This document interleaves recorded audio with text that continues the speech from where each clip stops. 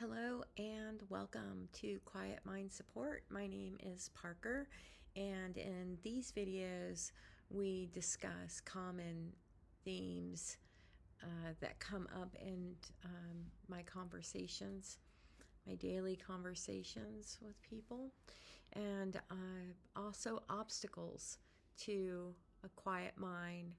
So I keep sort of a running list of good questions and common themes so that I can answer them in video format, and hopefully they'll make it to my website as a blog post. Otherwise, you'll find me on YouTube. So welcome. Let's get to a theme today.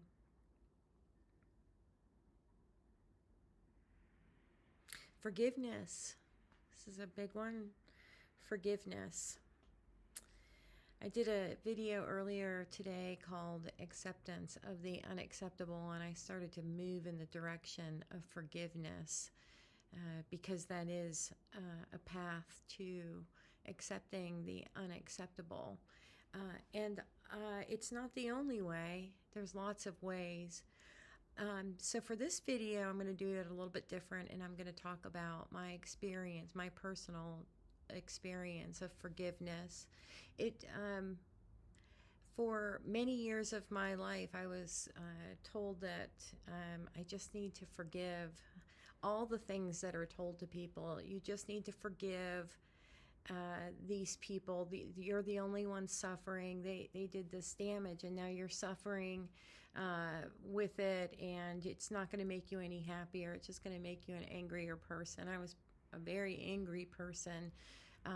And what were some of the other ones that I'm sure you have them? If you're watching this video, I'm sure that you have things that people have told you around the topic of forgiveness and letting go.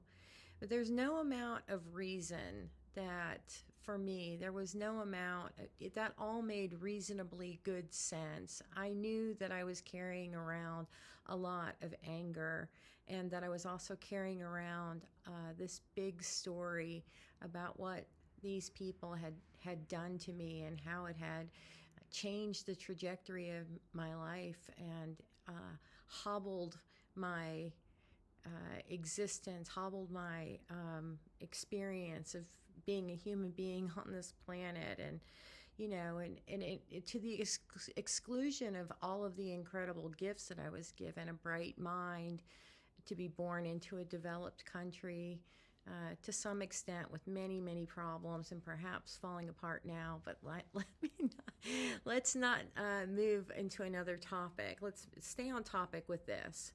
So I find that forgiveness happens, it needs to happen organically when it's time.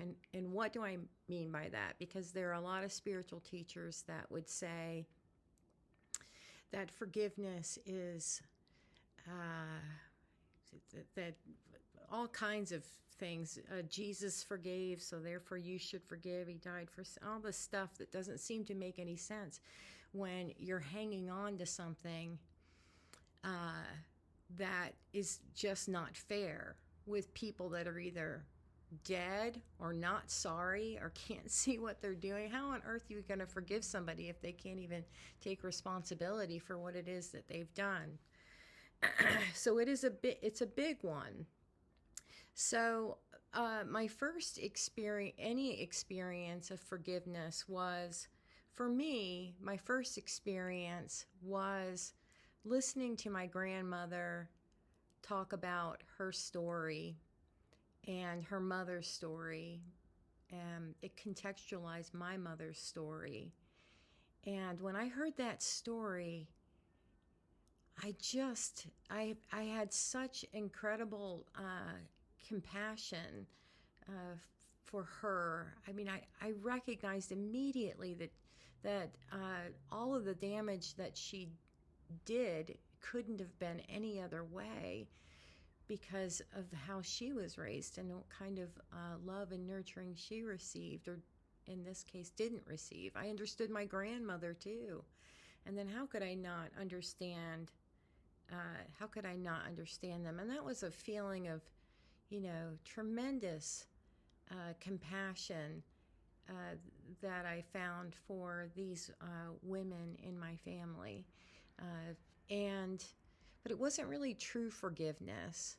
I still, I was still grinding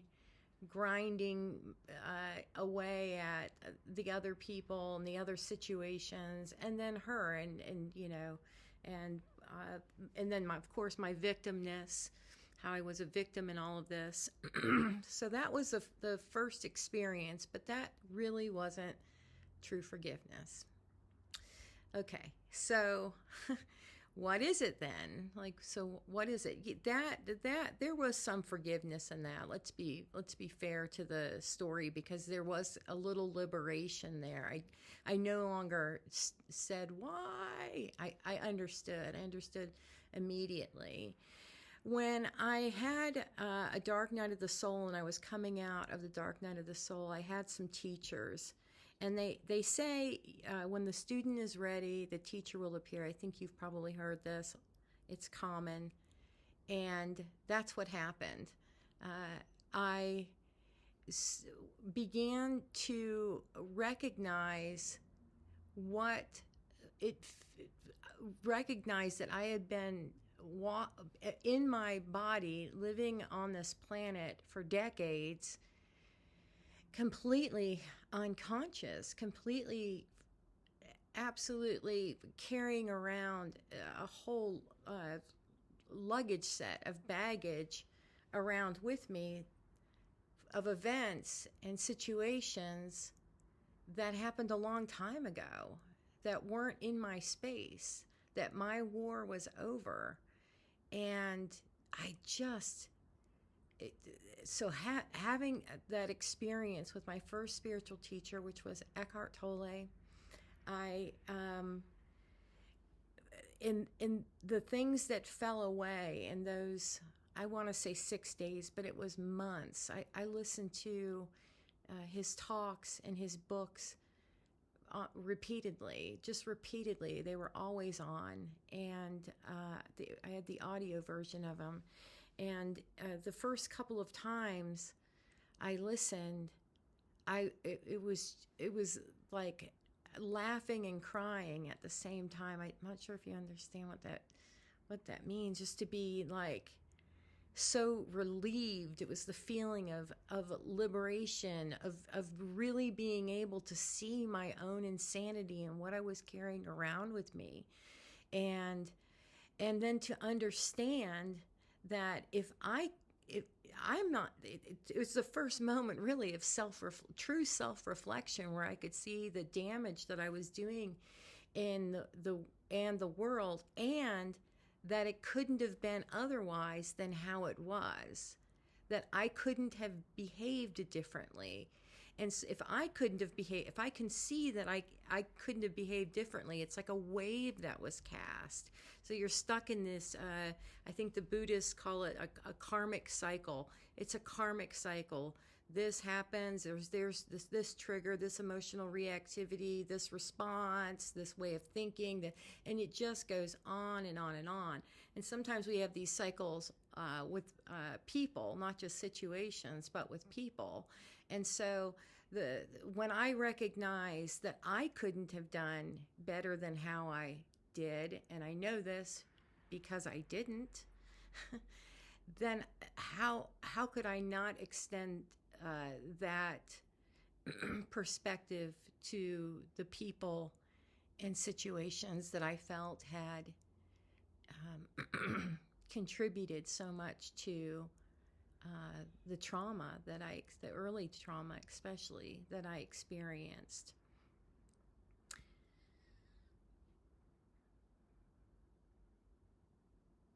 So when Eckhart Tolle says, and all of this, the true spiritual teachers, they've always said something along the lines of, I think Jesus that said, forgive? Yes, forgive. He was on the cross and he said, forgive them, they know not what they do. They can't, people, you know better, they knew better, they should have. They cannot. They can't. a person that doles out trauma is operating their life from that trauma, and everyone around them will experience that. Now, often in my work, we talk about the timeless dimension, that spaciousness, the canvas that we paint our lives on. And then so there's the timeless, that's the vertical dimension, and the time-bound dimension, which is the horizontal dimension. And the time-bound dimension is what's happening practically out in this world. It's what's created on that canvas.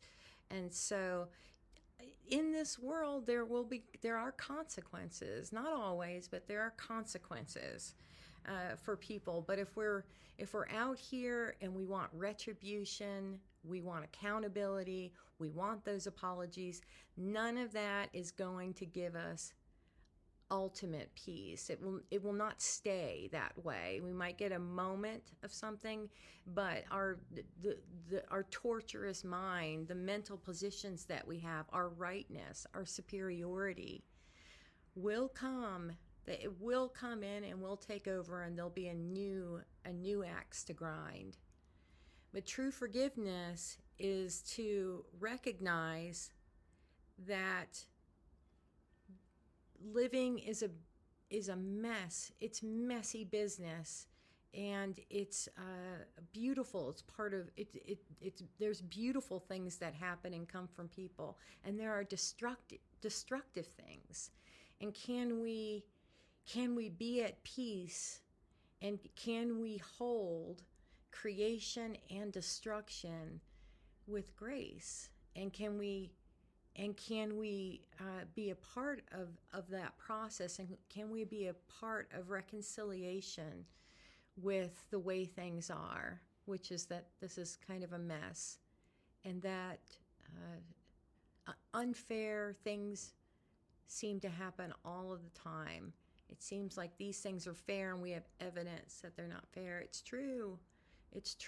But if you're looking for fairness, then and that's what the most important thing is, then more suffering will come. It's just the way it is, So true forgiveness is not even, I'm going to say it, it's not even needing to forgive. That the people and the situations that happened could not be other than how they were. That their level of consciousness, when the incidents or even the years took place, their level of consciousness wasn't there. Maybe it's still not there today. Maybe they'll die, and they still won't have improved on it. But at this point is where I say that we should mind our own business. Mind our own business, and that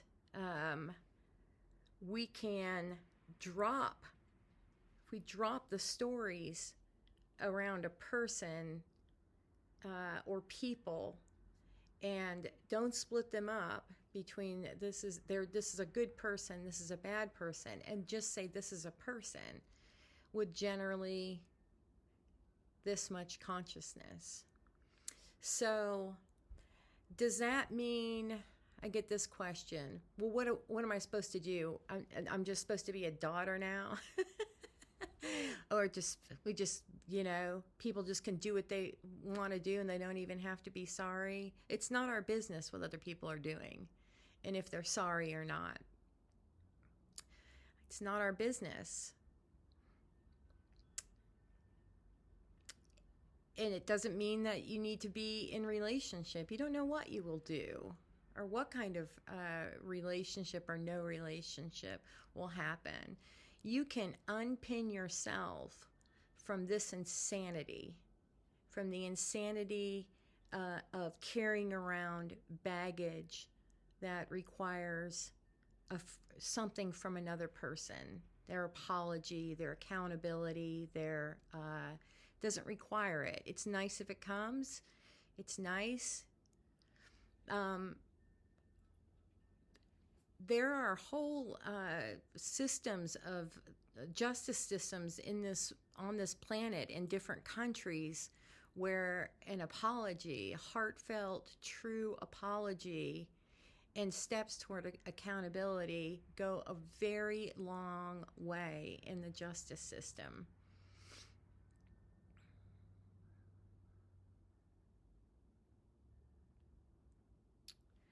Let's see.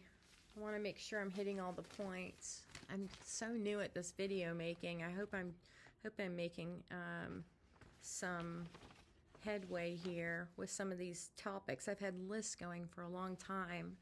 So yeah.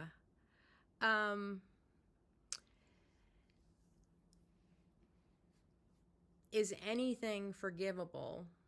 Yes, anything is forgivable.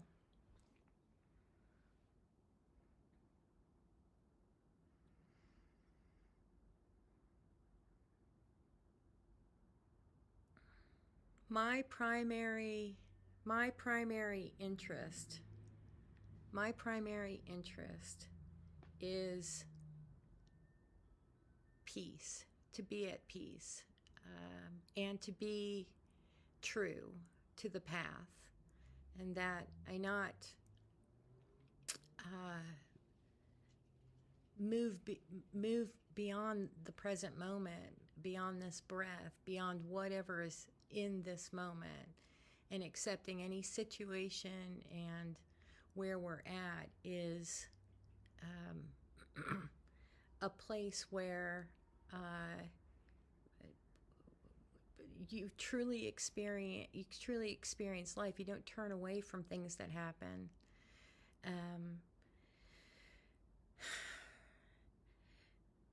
But the process of forgiveness, let's say, where do you begin? I have worked with people who they want to do the other work, but they're not even trying to have a conversation about forgiving things that they think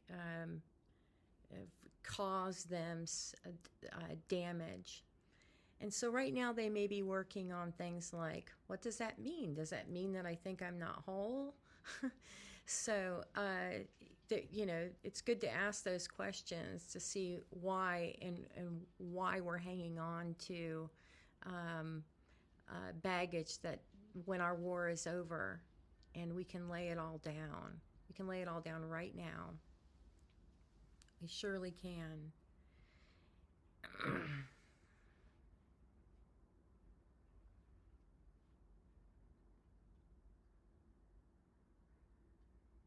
And if you're not ready for this, then allow yourself to be in that not ready. Don't try to force this. I'm not trying to convince you in this video. It's important not to push ourselves to be somewhere that we're not, to behave beyond where we've evolved to. Right where we're at is perfect. It's exactly where we're at, and being true to that is really, I think, important and needed. I live in the U.S. I live in a state, Colorado, and in the area that I'm in, it's a very loving area. The people here are very kind, and still things that happen with people and communities, and it's not that way everywhere. We also have a whole prison system that is built on retribution and punishment. I hope we evolve out of that. It's an awfully childish and destructive way of having a community.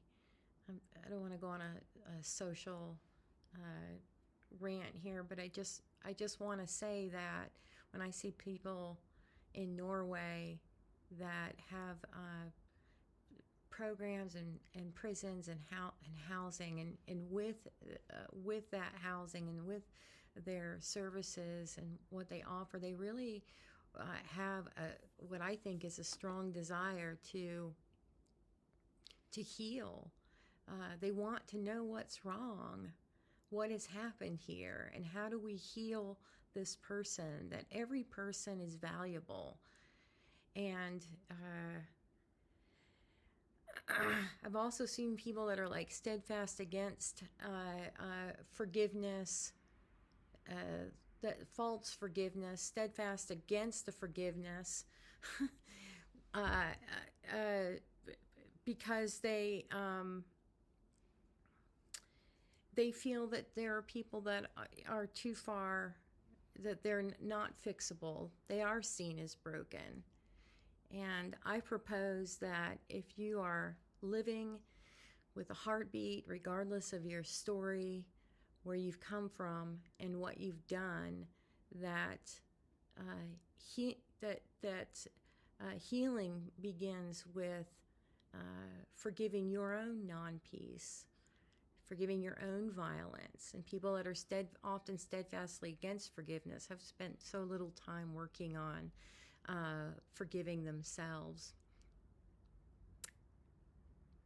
Because there's no such thing as all of us doing it all right all the time. And that's okay.